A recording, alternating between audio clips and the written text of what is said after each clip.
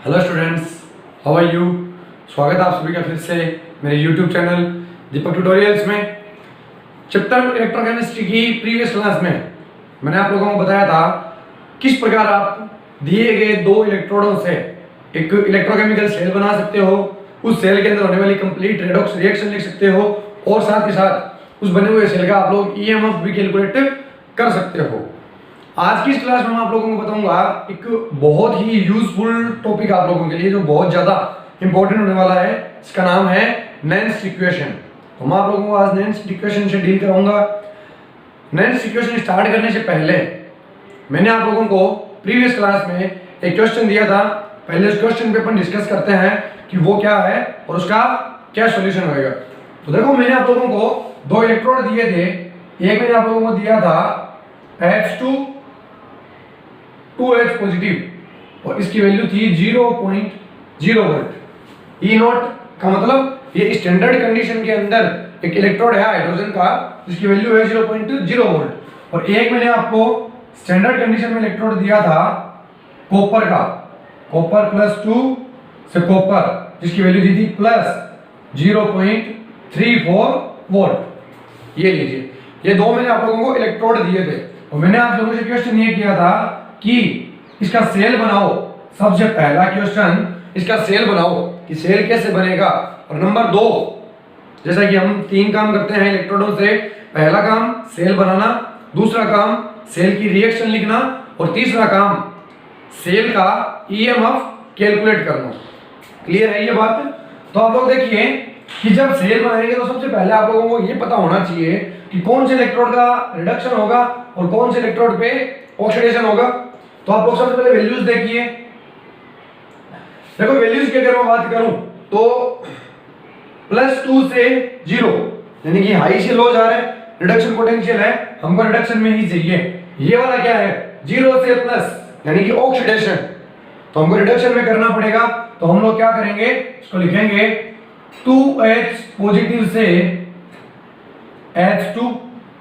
ये लो, लेकिन ये तो +-0 वोल्ट है, +0 वोल्ट था तो -0 वोल्ट हो जाएगा, -0 वोल्ट था तो +0 वोल्ट हो जाएगा। क्लियर? अभी आप ये देखिए कि कौन से का रिडक्शन पोटेंशियल ज्यादा है। तो कॉपर वाले का रिडक्शन पोटेंशियल ज्यादा है, इसका पोटेंशियल कम है। अगर इसका ज्यादा है तो इस पे रिडक्शन होगा और इस पर ऑक्सीडेशन होगा। बोलो, क्लियर है ये बात? कोई डाउट नहीं है यहां तक? चलो, अभी हम लोग पहले क्या करते हैं, सबसे पहला काम मैं यहां पे कर रहा हूं रिएक्शंस का। मैं आप लोगों को इसकी रिएक्शंस बता रहा।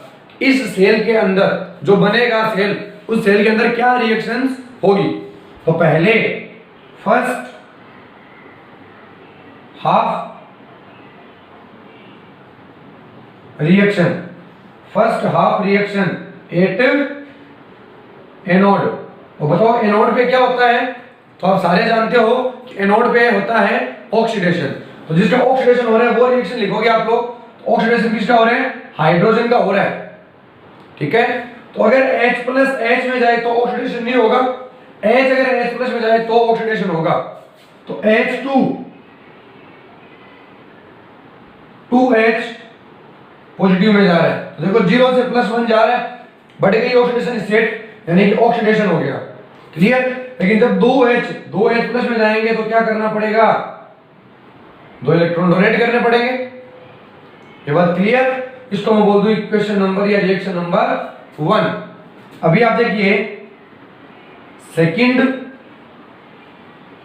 हाफ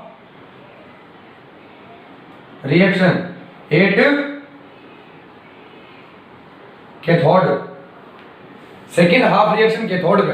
और कैथोड पे बताओ क्या होगा, रिडक्शन होगा। तो रिडक्शन वाली रिएक्शन लिखिए आप लोग। हम लिखेंगे कि कॉपर +2 जा रहा है कॉपर में और इसके लिए इसको 2 इलेक्ट्रॉन एक्सेप्ट करने पड़ेंगे और इन दोनों को मैं जोड़ इसको मैं लिख दूं रिएक्शन नंबर 2। चलो, क्लियर है ये बात? अभी हम लोग क्या करेंगे, अभी हम लोग लिखेंगे complete cell reaction. Complete cell reaction, बताओ कंप्लीट सेल रिएक्शन कैसे लिखी जाएगी। इस वाले इलेक्ट्रोड को इस वाले इलेक्ट्रोड को जोड़ा था तो कंप्लीट सेल बन गया था। इस रिएक्शन को जोड़ दो, कंप्लीट रिएक्शन बन जाएगी। लेकिन मैंने आप लोगों को कल बताया था कि जब भी आप एक नंबर और दो नंबर रिएक्शन को जोड़ते हो तो आप यह देख लो पहले कि क्या उन दोनों में इलेक्ट्रॉन का नंबर इक्वल है या नहीं है। तो देखिए रिएक्शन नंबर 1 में इलेक्ट्रॉन का नंबर 2, रिएक्शन 2 में भी इलेक्ट्रॉन का नंबर 2, तो 2 इलेक्ट्रॉन से 2 इलेक्ट्रॉन कैंसिल हो गए। अभी आप दोनों को जोड़ दो तो देखो रिएक्शन 1 के लेफ्ट में है H2 प्लस, रिएक्शन नंबर 2 के लेफ्ट में है Cu+2 H2 plus Cu+2। Clear है, ये दोनों रिएक्टेंट हो गए अपने H2 plus Cu+2 will give us, ये दोनों क्या बनाएंगे 2H पॉजिटिव प्लस इधर क्या है Cu, तो ये Cu, ये लीजिए, ये इस सेल के अंदर होने वाली कंप्लीट रेडॉक्स रिएक्शन है जिसमें H2 बनेगा 2H पॉजिटिव और Cu+2 बनेगा Cu। बोलो क्लियर है ये बात। अभी हम लोग सेल बनाते हैं, सेल फॉर्मेशन, तो देखिए सेल फॉर्मेशन कैसे करेंगे, आपको रूल पता है सेल फॉर्मेशन का, LOAN, लॉन। लेफ्ट के अंदर आप लोग ऑक्सीडेशन लिखोगे, बताओ ऑक्सीडेशन किसका हो रहा है, H2 का हो रहा है। क्लियर, तो H2 2H पॉजिटिव हो गया ऑक्सीडेशन। अगर लेफ्ट में ऑक्सीडेशन है तो राइट में क्या होगा, रिडक्शन, और रिडक्शन हो रहा है कॉपर का, तो आप लोग इधर लिख दोगे कॉपर +2 कॉपर, ये आपका सेल बन गया, बना सेल। अभी आप लोग देखिए कॉपर किस में होता है, सॉलिड में, Cu+2 किस में होएगा, एक्वस में, H+ किस में होएगा, एक्वस में, और हाइड्रोजन किस में होएगी, गैस में। और जहां पर भी सेल के अंदर अगर एक इलेक्ट्रोड गैस का है तो आपको वहां पे क्या करना पड़ेगा, प्लेटिनम का एक वायर लगाना पड़ेगा। अभी 1-2 क्लास पहले मैंने आप लोगों को जब SHE स्टैंडर्ड हाइड्रोजन इलेक्ट्रोड बनाना सिखाया था तो मैंने आपको बताया था कि इसके अंदर जैसे जिंक का इलेक्ट्रोड है तो जिंक की रोड लगा दी, कॉपर का इलेक्ट्रोड है कॉपर की रोड लगा दी। लेकिन अगर हाइड्रोजन का इलेक्ट्रोड है तो H2 तो गैस है, उस कंडीशन में हम लोग क्या करेंगे, प्लेटिनम वायर का एक रोड लगा देंगे, एक प्लेटिनम का वायर लगा देंगे। तो जहां पर भी गैस आती है आप लोग ब्रैकेट में उसके आगे लिख दोगे PT। ये लीजिए, एक बात को आपको ध्यान रखना है स्पेशली, तभी मैंने ये वाला केस आप लोगों को खुद से करने के लिए दिया था, ठीक है। पर आप लोग सेल रिएक्शन कंप्लीट लिखोगे और आई होप आप लोगों ने खुद से लिख ली होगी। सेल फॉर्मेशन के अंदर PT को छोड़ करके बाकी काम आपने कर लिया होगा। एक चीज और मेंशन कर लेना कि जहां पर गैस आती है वहां पर आप हमेशा क्या करोगे, प्लेटिनम लगा दोगे। अभी आप निकालोगे इसका EMF, तो देखो E0 cell is equals to E0 right minus E0 left. ये एक छोटा सा formula, E0 right minus E0 left. देखिए राइट में क्या आ रहा है, कॉपर, राइट में क्या आ रहा है, कॉपर आ रहा है। तो कॉपर का दिया पड़ा आपको पोटेंशियल 0.34 वोल्ट माइनस हाइड्रोजन का कितना हो जाएगा 0, तो 0.0 वोल्ट मींस E0 सेल की जो वैल्यू आएगी वो 0.34 वोल्ट आएगी। ये लीजिए पॉजिटिव आ रही है, मींस आप लोगों ने सेल सही बनाया है। तो अभी की क्लास में हम लोगों ने 3 चीजें देख ली कि जो 2 इलेक्ट्रोड दिए गए हैं, जो उनका पोटेंशियल दिया गया है, उसके अकॉर्डिंग आप लोग सेल कैसे बनाओगे, सेल की कंप्लीट रिएक्शन कैसे लिखोगे और उस सेल का EMF कैसे निकालोगे। आज की इस क्लास में हम लोग एक वेरी इंपॉर्टेंट टॉपिक डिस्कस करने जा रहे हैं, इसका नाम है नेल्स इक्वेशन। तो देखिए क्या होती है नेल्स इक्वेशन।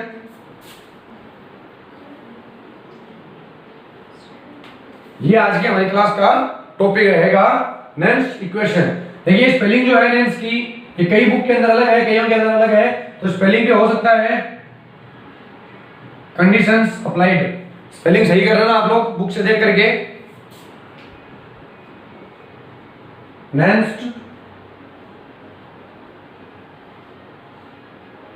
समीकरण, देखो नेंस एक साइंटिस्ट था, पता है आप लोगों को नेंस इक्वेशन वाला। नेंस एक साइंटिस्ट था जिसने एक इक्वेशन दी थी। नेंस इक्वेशन स्टार्ट करने से पहले आप लोगों को यह जानना जरूरी है कि नेंस इक्वेशन हम लोग पढ़ते क्यों हैं, या फिर नेंस इक्वेशन का यूज क्या है, कहां वो काम आती है। तो देखिए, अगर मैं आप लोगों को बोलूं हमारे पास इलेक्ट्रोड कितने टाइप से बना सकते हैं। इलेक्ट्रोड हम लोग बना सकते हैं दो टाइप से, एक स्टैंडर्ड कंडीशन में, एक नॉन स्टैंडर्ड कंडीशन में। इलेक्ट्रोड का पोटेंशियल भी जो होगा वो दो टाइप से निकाल सकते हैं, एक स्टैंडर्ड पोटेंशियल, एक non standard potential. For example अगर मैं दूं आप लोगों को H2 2H पॉजिटिव, बताओ ये हाइड्रोजन का इलेक्ट्रोड है कि नहीं है? है। और इसके लिए मैं आपको दे दूं ये वाला साइन E0 0.01। देखो इस E का मतलब क्या है? इस E का मतलब पोटेंशियल बता रहा है आपको। इस E का मतलब ये आपको इस इलेक्ट्रोड का पोटेंशियल बता रहा है। इस साइन का मतलब क्या है? इसका मतलब है कि ये जो इलेक्ट्रोड है ये स्टैंडर्ड कंडीशन में है। तो अगर हाइड्रोजन का इलेक्ट्रोड स्टैंडर्ड कंडीशन में है तो उसका पोटेंशियल कितना होगा? 0.0 वोल्ट होगा। क्लियर है बात? और स्टैंडर्ड हाइड्रोजन इलेक्ट्रोड बनेगा कैसे? जब H2 गैस का प्रेशर एक बार हो, जो H+N की कंसंट्रेशन है वो 1 मोलर हो, और साथ ही साथ टेम्परेचर 25 डिग्री सेल्सियस हो। ये तीन कंडीशंस बताई थी मैंने आप लोगों को। अगर H+ की कंसंट्रेशन 1 मोलर होगी, अगर H2 गैस का प्रेशर 1 बार होगा, और अगर टेम्परेचर 25 डिग्री सेल्सियस होगा, तो कोई भी इलेक्ट्रोड जो बनेगा वो स्टैंडर्ड कंडीशन में बनेगा। और उसके लिए जो पोटेंशियल दिया जाएगा वो E0 दिया जाएगा, वो E0 दिया जाएगा। क्लियर है ये बात? इतनी। अभी आप लोग देखिए, अगर मैं आपको ये दे दूं कि H2 2H पॉजिटिव, बताओ क्या ये हाइड्रोजन का इलेक्ट्रोड है? ऑफ कोर्स ये हाइड्रोजन का इलेक्ट्रोड है। जहां पर H+ की कंसंट्रेशन 1 मोलर है। ओके, H+ की जो कंसंट्रेशन है वो कितनी है? 1 मोलर। टेम्परेचर जो इलेक्ट्रोड का जो डिवाइस का रखा हुआ है वो है 25 डिग्री सेल्सियस। क्लियर?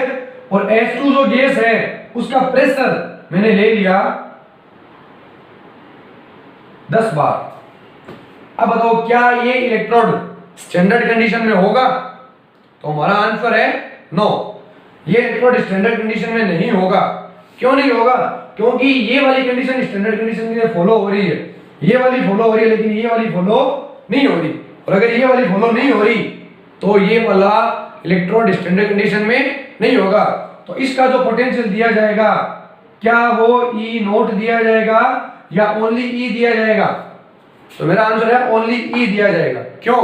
क्योंकि E0 होता है स्टैंडर्ड कंडीशन में पोटेंशियल, और ओनली E का मतलब है नॉन स्टैंडर्ड कंडीशन में पोटेंशियल। तो क्या हम किसी भी इलेक्ट्रोड का नॉन स्टैंडर्ड कंडीशन में पोटेंशियल निकाल सकते हैं? तो हमारा आंसर है यस, हम किसी भी इलेक्ट्रोड का नॉन स्टैंडर्ड कंडीशन में भी पोटेंशियल निकाल सकते हैं, अगर हमें उसका स्टैंडर्ड कंडीशन में पोटेंशियल ज्ञात हो तो हाइड्रोजन का स्टैंडर्ड कंडीशन में पोटेंशियल है इतना, तो क्या आप इस नॉन स्टैंडर्ड कंडीशन में इसका पोटेंशियल निकाल दोगे? आपको क्वेश्चन मार्क लगा के दे दिया। तो हमारा आंसर है ऑफ कोर्स हम लोग निकाल देंगे। कैसे निकालोगे? निकालेंगे नेंस इक्वेशन। तो क्या काम आती है नेंस इक्वेशन? क्लियर? देखो वापस समझिए आप लोग, कोई भी इलेक्ट्रोड है या कोई भी सेल है जो स्टैंडर्ड कंडीशन में है तो उसका तो पोटेंशियल फिक्स है, वो हमें ज्ञात होता है। लेकिन उस इलेक्ट्रोड को स्टैंडर्ड से अगर नॉन स्टैंडर्ड कंडीशन में कर दिया जाए तो क्या उसका पोटेंशियल उतना ही रहेगा? नहीं रहेगा, उसके पोटेंशियल में चेंज आएगा, कमी या वृद्धि होगी। कितनी चेंजिंग आएगी? जब सेल को या जब इलेक्ट्रोड को स्टैंडर्ड से नॉन स्टैंडर्ड कंडीशन में कर दिया जाएगा तो उसका पोटेंशियल कितना होगा, वो पोटेंशियल हम लोग निकाल सकते हैं। किसकी हेल्प से? With help of नेंस equation. Clear है बात? तो नेंस इक्वेशन का यूज हम करते हैं नॉन स्टैंडर्ड कंडीशन के अंदर कोई इलेक्ट्रोड है या नॉन स्टैंडर्ड कंडीशन के अंदर अगर कोई सेल है तो उसका पोटेंशियल, उसका ईएमएफ निकालने के लिए क्या होती है नेंस इक्वेशन, देखिए आप लोग। तो देखो इधर से लिख दे रहा हूं मैं थोड़ी। नेंस इक्वेशन होती है E cell is equals to E not cell minus E cell is equals to E not cell minus 2.303 RT upon NF log Q। ये लो, ये नेंस इक्वेशन है। तो सबसे पहले आप लोगों को इस नेंस इक्वेशन को याद करना है। मैं आपको डिराइव करना भी बता दूंगा इसको कि नेंस इक्वेशन को डिराइव कैसे करते हैं। पर नेंस इक्वेशन होती क्या है, E cell is equals to E not cell minus 2.303 RT upon NF log Q। ठीक है, अभी हम ये देखते हैं इसके अंदर ये जो पैरामीटर्स है R, T, N, F, Q, E not cell, E cell, ये सब क्या है, पहले इनके बारे में डिस्कस करते हैं। तो देखो E नॉट सेल यानी कि सेल का ईएमएफ स्टैंडर्ड कंडीशन में या इलेक्ट्रोड का पोटेंशियल स्टैंडर्ड कंडीशन में। E सेल या इलेक्ट्रोड का पोटेंशियल नॉन स्टैंडर्ड कंडीशन में। ठीक है, नॉन स्टैंडर्ड कंडीशन में। तो नॉन स्टैंडर्ड कंडीशन में सेल का ईएमएफ और स्टैंडर्ड कंडीशन में सेल का ईएमएफ, इन दोनों के बीच में रिलेशन आ गया। ये 2.303 तो 2.303 है ही, कुछ नहीं करना। R जो है वो है गैस कांस्टेंट, गैस स्थिरांक, इसकी वैल्यू होती है 8.314। क्लियर। T जो है, ये T क्या है, तो T है आपने उस डिवाइस को कितना टेम्परेचर दे करके रखा है। ठीक है। N क्या है, तो N है नंबर ऑफ इलेक्ट्रॉन की संख्या N है। इलेक्ट्रॉन की संख्या हम कैसे निकालेंगे, तो इसके लिए हम लोग रिएक्शन लिखेंगे, कंप्लीट रिएक्शन। उसमें ये देखेंगे कि टोटल कितने इलेक्ट्रॉन का ट्रांसफर हो रहा है। ठीक है बात। जैसे देखिए, मान लो आप लोगों को ये दे दिया गया H2 से 2H पॉजिटिव, इसका मतलब H2 जब 2H पॉजिटिव में जाता है तो कितने इलेक्ट्रॉन डोनेट करेगा, 2 इलेक्ट्रॉन। तो यहां पे N की वैल्यू कितनी आ जाएगी, 2 आ जाएगी। क्लियर है। ये केवल एक सिंगल इलेक्ट्रोड के लिए था। अगर कभी कंप्लीट सेल की बात आएगी तो वो N की वैल्यू कैसे निकालते हैं वो भी मैं आपको बताऊंगा अभी। लेकिन आप ये समझे कि N होता क्या है, नंबर ऑफ इलेक्ट्रॉन होता है। F, what is F? F is Faraday constant. F is Faraday constant. क्या होता है फैराडे कांस्टेंट? एक मोल इलेक्ट्रॉन्स पर कितना चार्ज है वो क्या होता है, फैराडे कांस्टेंट होता है। एक मोल इलेक्ट्रॉन्स पे कितना चार्ज है वो फैराडे कांस्टेंट। और एक मोल इलेक्ट्रॉन पे चार्ज कितना होता है, 96,500 कूलम। तो F की वैल्यू क्या आ गई, 96,500 कूलम। क्लियर। अभी आप लोगों को निकालना है Q। तो देखो Q क्या होता है, Q की वैल्यू आप लोग कैसे निकालोगे, इसको एक बार नोट कीजिए। मैं आपको बताता हूं Q की वैल्यू कैसे निकालनी है। देखो Q, आप कोई भी रिएक्शन लिखोगे, उस रिएक्शन में आपके पास 2 चीज होगी, एक होगा रिएक्टेंट, एक होगा प्रोडक्ट। तो Q की वैल्यू निकालने के लिए आप लिखोगे concentration of product upon concentration of reactant. उत्पाद की सांद्रता बट्टा अभिकारक की सांद्रता, ये आपके Q की वैल्यू निकल जाएगी। जैसे देखिए, मान लो suppose A plus B give us C plus D, ये एक रिएक्शन है।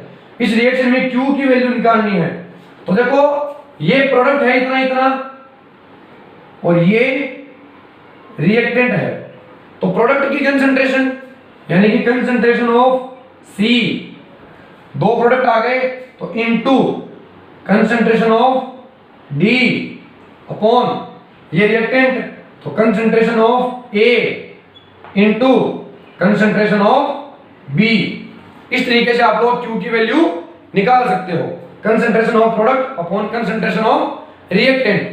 सपोज मान लो रिएक्शन ये आ जाए A plus 2B gives us 3C plus D। तो देखिए C के आगे कोफिशिएंट है 3, तो C की पावर 3 कर देंगे।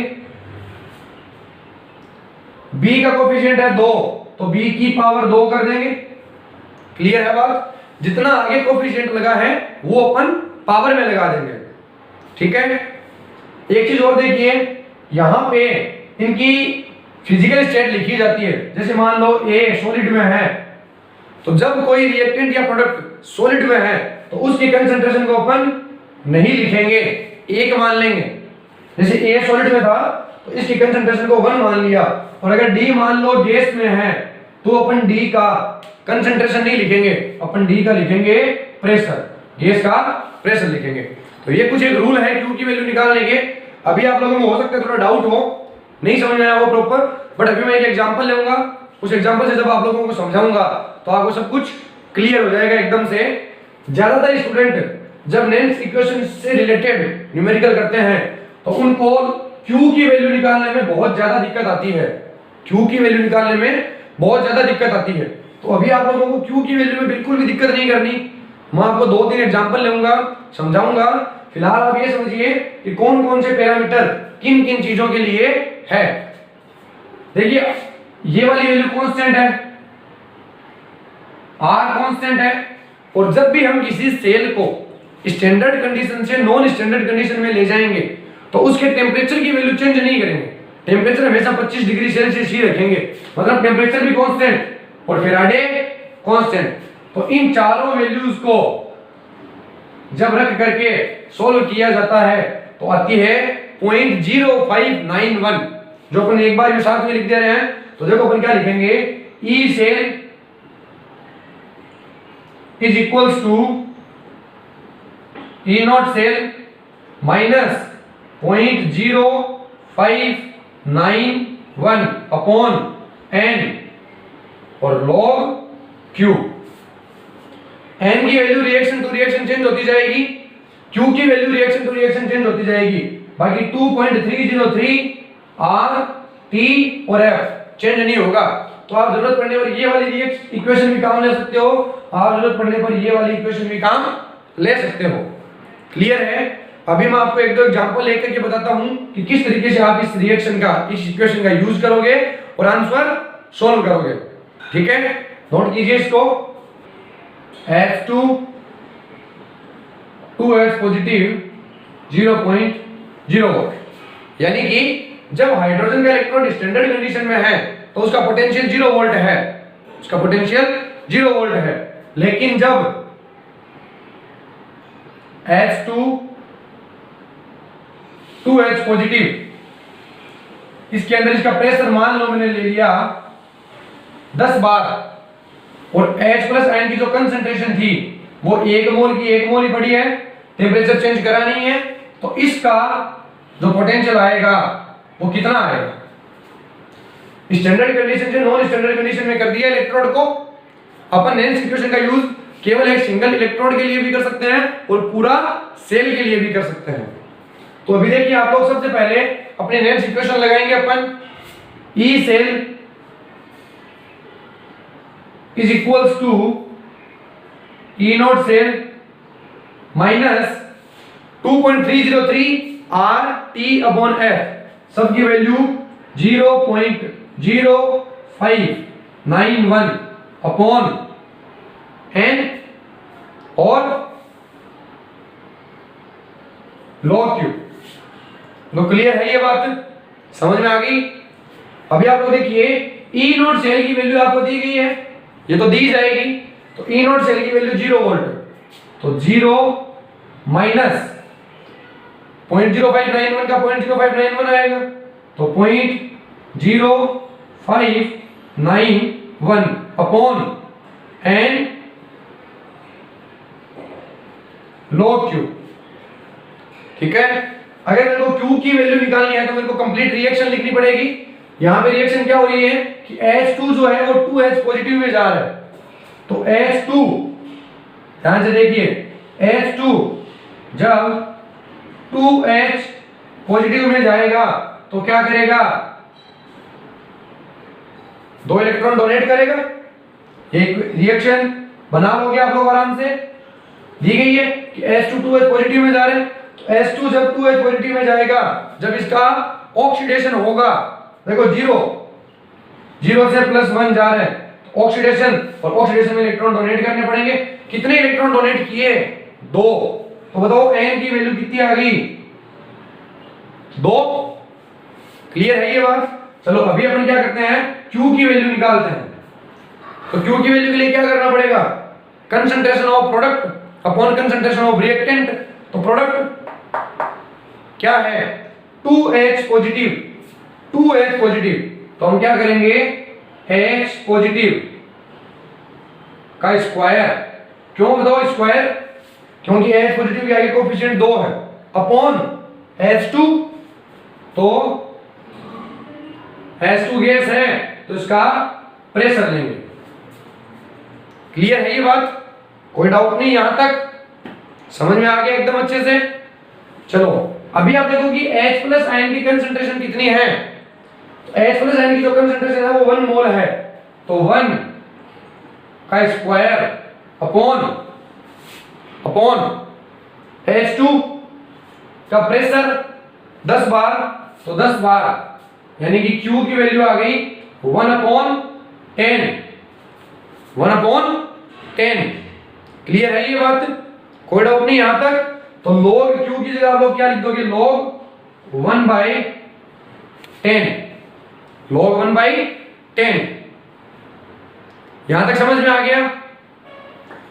log 10 की वैल्यू 1, log 10 की वैल्यू 1, log 1/10 की वैल्यू, तो देखिए जिनको वैल्यू डायरेक्ट निकालनी आती है उनके लिए ठीक है, जिनको वैल्यू नहीं निकालनी आती आप लोग क्या करोगे, 10 का इसमें डिवाइड करोगे तो पॉइंट आ गया, और पॉइंट आने में यहां पे 0, तो 10 का 10 में डिवाइड एक बार, तो कितना आ गया, 0.1, 0.1। और 0.1 को आप लोग क्या लिख सकते हो, यहां मैं ये बोल दूं कि ये 10 जब ऊपर जाएगा ये बन जाएगा 1 × 10 की पावर -1, और log 10 की पावर n की वैल्यू n होती है, यानी कि 1/10 की जो वैल्यू आएगी वो कितनी आएगी, -1 आएगी। तो यहां पे इसकी वैल्यू में डायरेक्ट कितनी लिख दूं, ×-1। अब इस चीज को आप लोग सोल्व कर लीजिए, जो आंसर आए वो आपके ई सेल की वैल्यू आएगी। क्लियर है ये बात। अभी एक बात आप ध्यान दीजिए कि अगर आपको ये ऐसे दिया जाता 2H पॉजिटिव से H प्लस, 2H पॉजिटिव से H प्लस, तो आप लोग क्या करते हैं, आपकी रिएक्शन चेंज हो जाती, ये रिएक्शन, तो 2H पॉजिटिव से H2, इसने 2 इलेक्ट्रॉन लिए और H2 बन गया। अभी आपकी पूरी की पूरी रिएक्शन ही चेंज हो गई, तो Q की वैल्यू अलग टाइप से आएगी। तो आई होप ये जो एग्जांपल मैंने करवाया है समझ में आया होगा। फिर भी आप लोग एक और एग्जांपल देखिए जिससे आपको और बेटर समझ में आएगा। E0 zinc +2 zinc -0.76 volt.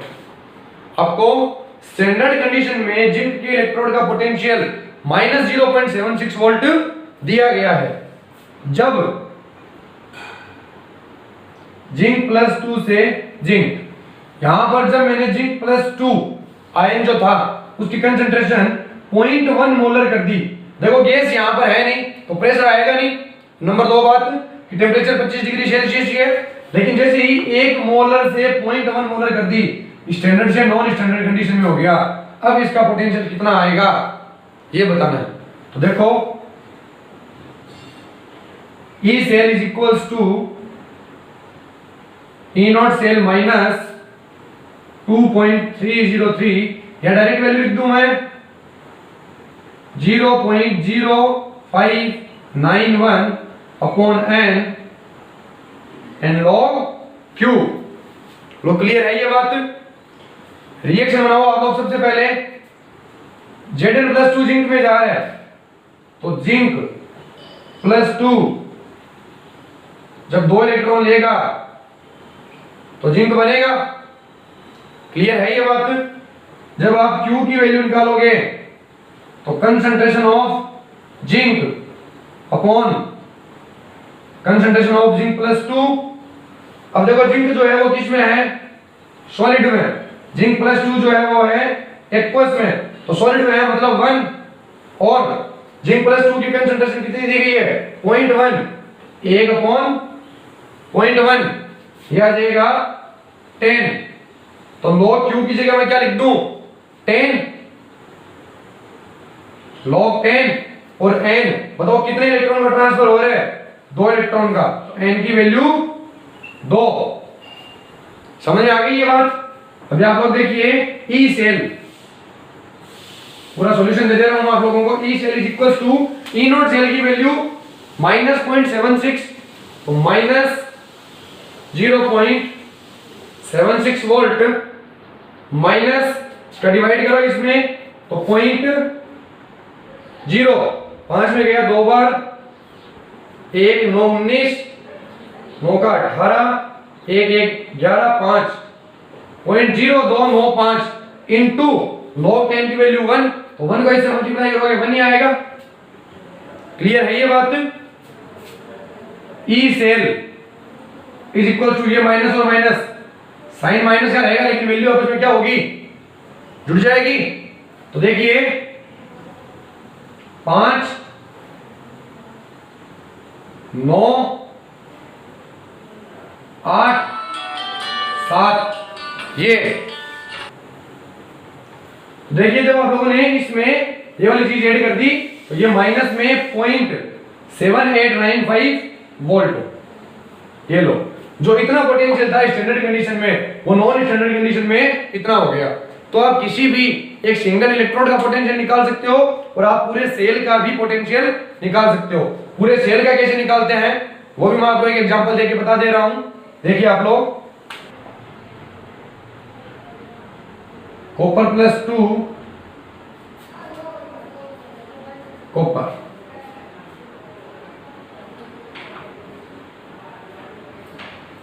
ये एक सेल दे दिया गया। जो सेल अपने कल बनाया था जिंक का और कॉपर का, ये सेल है। तो देखिए इसके अंदर जिंक +2 आयन की कंसंट्रेशन 0.1 मोलर। अगर ऐसा नीचे लिखा जा रहा है मींस ये इसकी कंसंट्रेशन है। और Cu+2 की कंसंट्रेशन 0.01 मोलर। ये लीजिए, ये 0.1 मोलर, ये 0.01 मोलर। इस सेल का आप लोगों को क्या निकालना है? EMF। ये स्टैंडर्ड कंडीशन में है कि नॉन स्टैंडर्ड कंडीशन में? नॉन स्टैंडर्ड कंडीशन में। तो ई सेल निकालना है आप लोगों को, इस सेल का। इसके लिए आप लोगों को दिया जा रहा है E नॉट जिंक +2 से जिंक -76 वोल्ट और E नॉट कॉपर +2 से कॉपर दैट इज +0.34। ये आपको वैल्यूज स्टैंडर्ड कंडीशन में दे दी गई। अब आप लोगों को ई सेल निकालना है। तो देखिए E cell is equals to E not cell -0.0591 upon n log Q। Clear? अभी हम सबसे पहले रिएक्शन लिखेंगे पूरी। तो देखिए एनोड पे क्या रिएक्शन हो रही है? एनोड पे रिएक्शन ये हो रही है कि जिंक +2 में जा रहा है, क्योंकि ये वाला ऑक्सीडेशन है लेफ्ट में और ये वाला रिडक्शन है। क्लियर है? ये वाला ऑक्सीडेशन और ये वाला रिडक्शन। क्या लिखेंगे सबसे पहले? ऑक्सीडेशन की रिएक्शन लिखेंगे तो जिंक +2 में जा रहे हैं, 2 इलेक्ट्रॉन डोनेट कर रहे हैं, 1 नंबर रिएक्शन। 2 नंबर क्या बनेगी, कॉपर +2, कॉपर में जा रहे हैं, कैथोड पे ये होगी, ये नोड पे, कैथोड पे कॉपर +2 कॉपर में जा रहे हैं, और इसके लिए उसको 2 इलेक्ट्रॉन एक्सेप्ट करने पड़ रहे हैं। 2 इलेक्ट्रॉन से 2 इलेक्ट्रॉन कैंसिल कर दो, रिएक्शन को जोड़ दो, zinc Cu+2 will give us Zn+2 Cu। ये लीजिए। तो अभी आप मेरे को ये बताइए कि पूरे प्रोसेस के अंदर कितने इलेक्ट्रॉन का ट्रांसफर हुआ। इसने 2 इलेक्ट्रॉन डोनेट किए, इसने 2 इलेक्ट्रॉन एक्सेप्ट किए। कितने इलेक्ट्रॉन का ट्रांसफर, 2 इलेक्ट्रॉन का ट्रांसफर, 2 का। तो n की वैल्यू कितनी आ जाएगी, 2। n की वैल्यू 2 आ जाएगी। क्लियर है ये बात। Q की वैल्यू निकालो। तो देखिए जब Q की वैल्यू निकालोगे तो प्रोडक्ट आपके पास ये दो, आपको कंप्लीट सेल रिएक्शन लिखनी पड़ेगी। कई स्टूडेंट यहीं से समझ लेते हैं कि ये वाला रिएक्टेंट हो गया और ये वाला प्रोडक्ट हो गया, ऐसा नहीं है। आप कंप्लीट सेल रिएक्शन बनाओ। ये बनी तो प्रोडक्ट की कंसंट्रेशन Cu की कंसंट्रेशन इनटू जिंक +2 की कंसंट्रेशन। तो देखिए Q की वैल्यू निकालने के लिए हम लोग क्या करेंगे, concentration of product Cu into Zn+2 की कंसंट्रेशन, तो Zn+2 की कंसंट्रेशन अपॉन ये रिएक्टेंट जिसमें जिंक, तो ये जिंक की कंसंट्रेशन इनटू Cu+2 की कंसंट्रेशन। अभी देखो ये कॉपर सॉलिड में है, ये एक्वस में, ये एक्वस में, ये सॉलिड में, ये आपको सेल के अंदर भी दिया गया। तो इस वाली वैल्यू को अपन नहीं लिखेंगे, इस वाली वैल्यू को अपन नहीं लिखेंगे। तो Q की वैल्यू जिंक +2 की कंसंट्रेशन 0.1, तो 0.1 अपॉन कॉपर की 0.01, 0.01। क्लियर है बात। सोल्व करेंगे तो 0.1 के अंदर 0.01 का डिवाइड मतलब 10 आ गया। तो log Q की वैल्यू log 10। समझ में आई बात। इतनी जरूरी नहीं है हर बार log 10 ही आए, ये मैंने मेरी तरफ से कोई भी वैल्यू देकर के आपको बताया है। जस्ट आपके पास log की वैल्यू कुछ भी आ सकती है, कैसे करते हैं वो तरीका मैंने बताया है आप लोगों को। तो क्लियर है ये बात, समझ में आ गई। अभी आप लोग देखिए इसको जब सॉल्व करेंगे अपन तो कैसे करेंगे सॉल्यूशन इसका। देखिए ई सेल अपन को निकालना है, ई नोट सेल की वैल्यू। क्या अपन को ई नोट सेल की वैल्यू दी गई है, नहीं दी गई। हमको केवल इतना दिया गया है कि ई नोट जिंक +2 से जिंक और ई नोट Cu+2 से Cu माइनस 0.76 वोल्ट और प्लस 0.34 वोल्ट। और अपन को दिया गया है ये सेल, इसके आगे एक Q और S लगा हुआ है। तो सबसे पहले जब आप लोग ई नोट सेल निकालते हो तो क्या करते हो, ई नोट राइट माइनस ई नोट लेफ्ट। अगर आपको सिंगल इलेक्ट्रोड दिया जाएगा तो ई नोट की वैल्यू दी जाएगी, कंप्लीट सेल दिया जाएगा तो आपको ई नोट की वैल्यू निकालनी पड़ेगी। तो ई नोट राइट में कॉपर है तो कॉपर की वैल्यू 0.34, तो 0.34 वोल्ट माइनस ई नोट लेफ्ट में है जिंक, तो जिंक की वैल्यू माइनस में 0.76, तो माइनस में 0.76 वोल्ट, माइनस माइनस प्लस, तो 0.34 और 0.76, तो ई नोट की वैल्यू आ गई 1.10 वोल्ट। ये लीजिए, क्लियर है बात।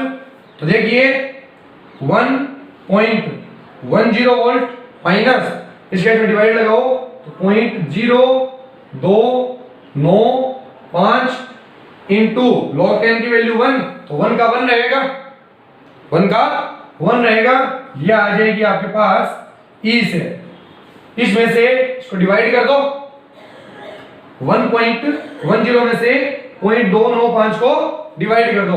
जो भी आंसर आए आप लोगों का वो आप लोग यहां पे लिख देंगे, ठीक है। तो जब आपने स्टैंडर्ड कंडीशन में सेल बनाया तो उसका पोटेंशियल ये था, लेकिन जब वो सेल नॉन स्टैंडर्ड में हो गया तो उसका जो पोटेंशियल आएगा वो आप लोगों को यहां लिखना पड़ेगा। क्लियर है, कोई डाउट नहीं यहां तक। तो आज की क्लास में मैंने आप लोगों को ये बताया कि जब स्टैंडर्ड कंडीशन से नॉन स्टैंडर्ड कंडीशन में आते हैं तब सेल होता है, इलेक्ट्रोड होता है, उसका पोटेंशियल किस प्रकार से चेंज होता है और किस प्रकार से हम लोग नेंस इक्वेशन की मदद से उस सेल का या उस इलेक्ट्रोड का पोटेंशियल निकाल सकते हैं। तो नेंस इक्वेशन बहुत ज्यादा यूजफुल है आप लोगों के लिए, बहुत ज्यादा इंपॉर्टेंट है, ठीक है। पहले अपन इसको माइनस करके बता दे रहा हूं आप लोगों को कि इसका आंसर कितना आएगा। देखिए 1.10 माइनस 0.295,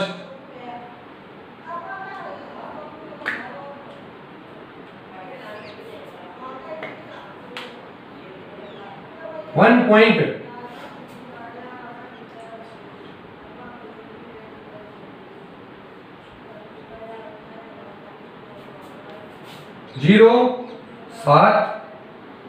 0.05 में भी इतना आना चाहिए, बाकी आप लोग चेक कर लेना, ठीक है। तो ये एक सेल बन गया जिस सेल का पोटेंशियल कितना आएगा, इतना आएगा स्टैंडर्ड नॉन स्टैंडर्ड कंडीशन में। तो आई होप जो आप लोगों को मैंने आज बताया वो सारा क्लियर है आप लोगों को।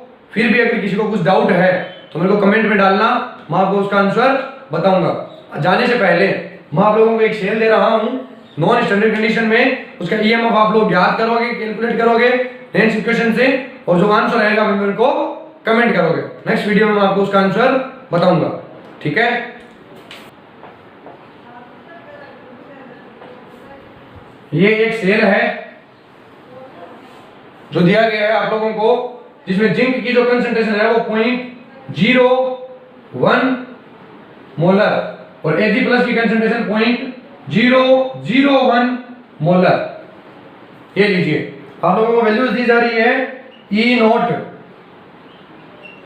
जिंक प्लस 2 से जिंक माइनस 0.76 वोल्ट और E नॉट Ag प्लस से Ag प्लस 3.71 वोल्ट। तो ये वैल्यू दे दी मैंने आप लोगों को। जिंक के स्टैंडर्ड कंडीशन में पोटेंशियल है -0.76 और सिल्वर का स्टैंडर्ड कंडीशन में पोटेंशियल है +3.71 वोल्ट।